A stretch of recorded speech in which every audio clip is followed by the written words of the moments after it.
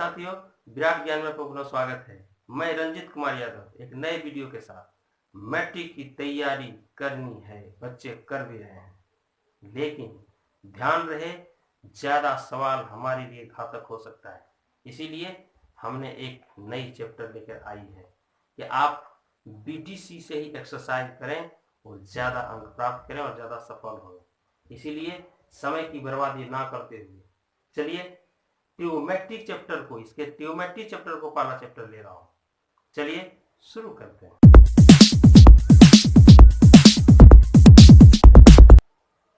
साथियों, आप जानते हैं ट्रिग्नोमेट्री अर्थात त्रिकोणमिति, ये जब भी ये चैप्टर का नाम लेंगे आपके दिमाग में समकोण त्रिभुज जरूर आएगा। इसलिए समकोण त्रिभुज हमने लिया, और समकोण त्रिभुज को आप जानने के लिए सबसे बड़ी चीज है कि हमारे पास दो लाइन होती है। एक तरह से ये दो कलम है जिसमें एक हॉरिजॉन्टल रेखा इसको कह सकते हैं, और आप सूर्य को मान लीजिए देख रहे हैं, या जहाज को देख रहे हैं, या पेड़ के ऊपर सिरे को देख रहे हैं, तो एक रेखा आपके पास बन रही है वो, और इसके बीच में एक कोण बन रहा है, और यहाँ एक परपेंडिकुलर, यही क्रिया यहाँ पे की गई है।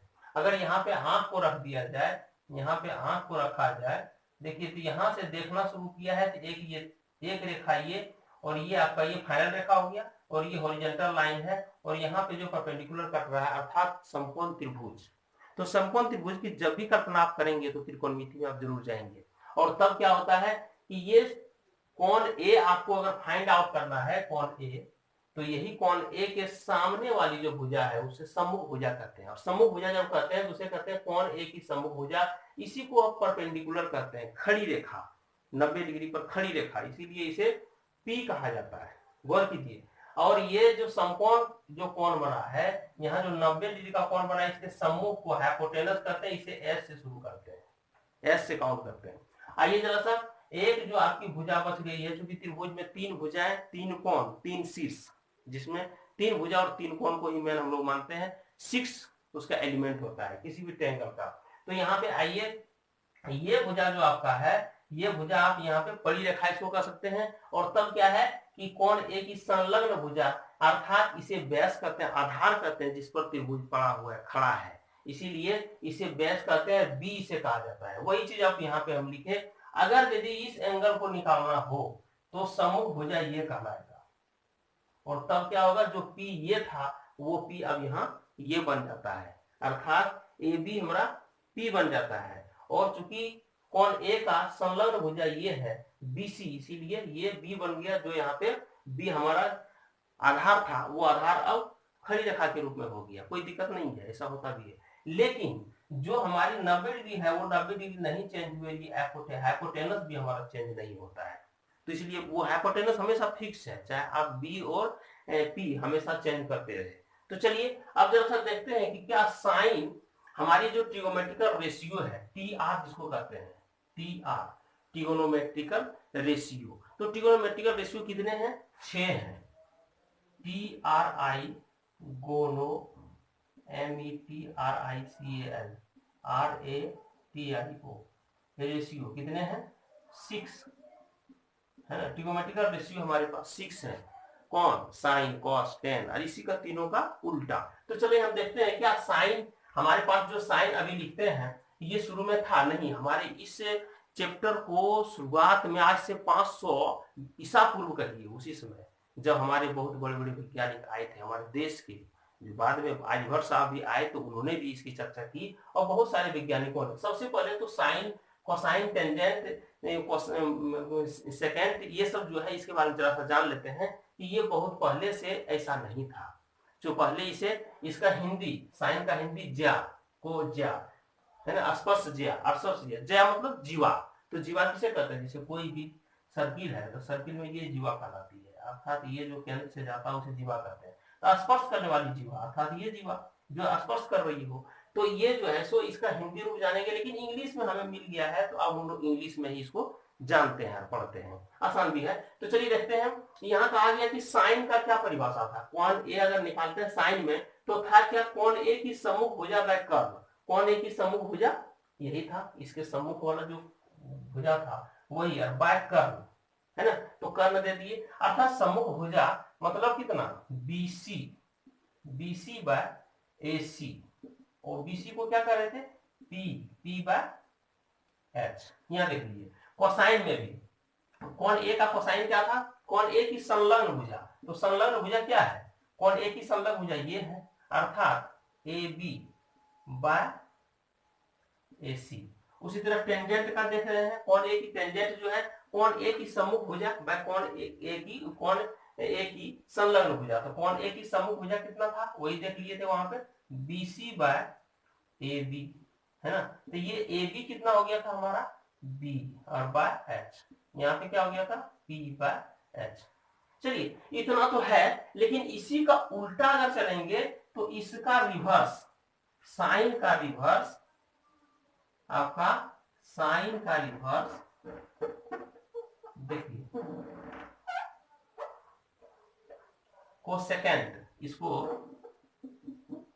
SECENT कोसेकेंट होता है, तो साइन का रिवर्स में कोसेकेंट है, अर्थात यहाँ पे कितना हो जाएगा, जब ये P बाय H है तो यहाँ हो जाएगा H बाय P, और ये कोसाइन का उल्टा है सेकेंड, अर्थात ये हो जाएगा कितना B बाय H है तो यहाँ हो जाएगा H बाय B, और ये आपका टेंजेंट का उल्टा है कोटजेंट, कोटजेंट का क्या हो जाएगा P बाय, यहाँ देखिए P बाय B था, यहाँ P बाय B, तो यहाँ पे क्या हो जाएगा B बाय P। ये आपका 6 ट्रिगोनोमेट्रिकल रेशियो का यही रूप है, आप यहाँ पे जान लीजिए। लेकिन है क्या कि हम इतना लंबा लंबा लिखने में कठिनाई हो रही थी, इसलिए वैज्ञानिकों ने, मैथमेटिशियन ने ई को हटा दिया, यहाँ पे INE को हटा दिया, यहाँ पे GNT को हटा दिया, और यहाँ पे ENT को हटा दिया, यहाँ पे ENT को हटा दिया, और यहाँ GNT को हटा दिया, और तब क्या लिखा, इसी को दूसरे रूप में लिखने की कोशिश किया, ए को यहाँ लगा दिया एक सफिक्स के रूप में, प्रीफिक्स के, जो sine A is equal to P by H, cos A is equal to B by H, और ये क्या हो गया tan A is equal to P by B। अब इसी का उल्टा चल जाइए, क्या cosec A is equal to H by P, और फिर क्या है sec A is equal to हो गया कितना H, ये सेक ए में हो जाएगा H बाय B, और टेन ए बराबर इतना है तो क्या हो जाएगा cot A is equal to हो जाएगा B बाय P। अब हमें इसको भूल जाना है और इसे याद रखना है। इसे याद रखने का और एक तरीका है, क्या, और एक तरीका है,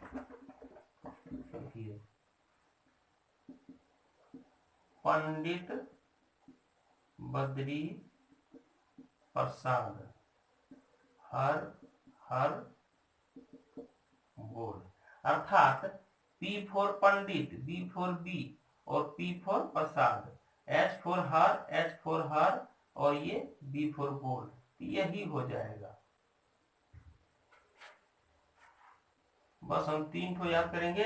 ये किसका है साइन ए का, ये किसका है कॉस ए का, और ये किसका है टेन ए का। बस ये तीनों याद रखना है, और तीनों के बाद उलट देने पर हमारे पास ये प्राप्त हो जाता है।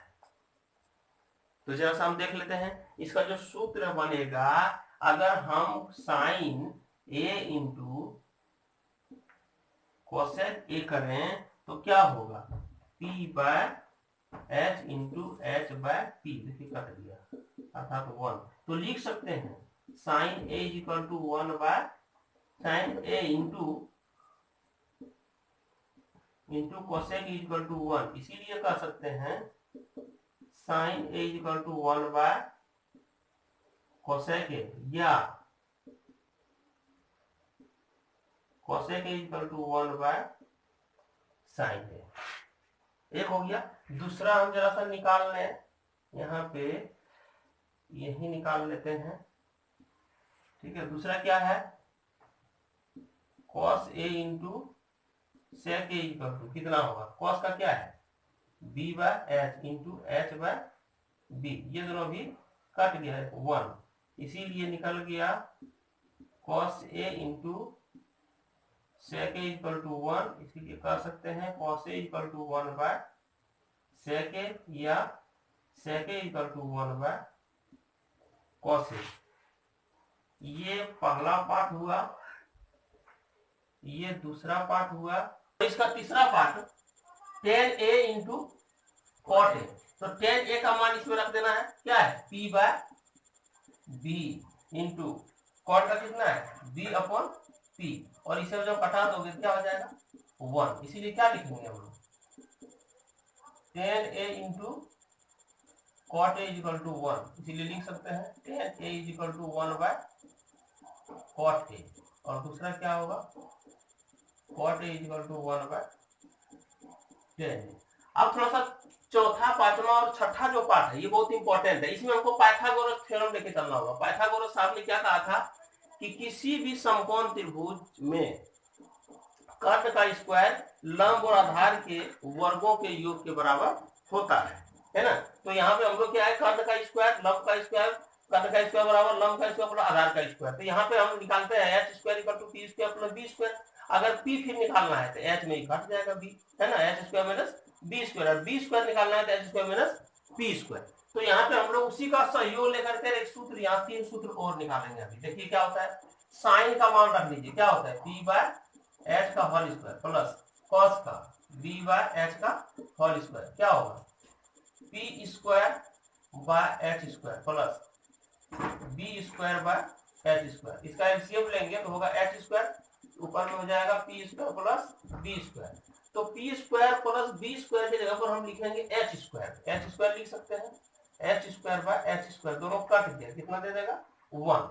अर्थात हमारे पास जो सूत्र निकला है क्या हो गया, sine square A plus cos square A equal to 1। इसीलिए साइन स्क्वायर कॉस स्क्वायर को उस पार भेजेंगे तो क्या हो जाएगा sine square A equal to 1 minus cos square ए।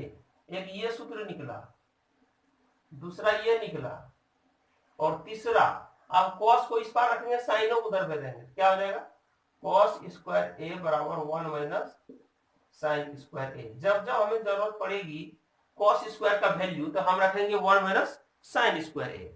अगर हमको जरूरत पड़ गई साइन स्क्वायर का वैल्यू क्या होगा तो 1 माइनस कॉस स्क्वायर ए।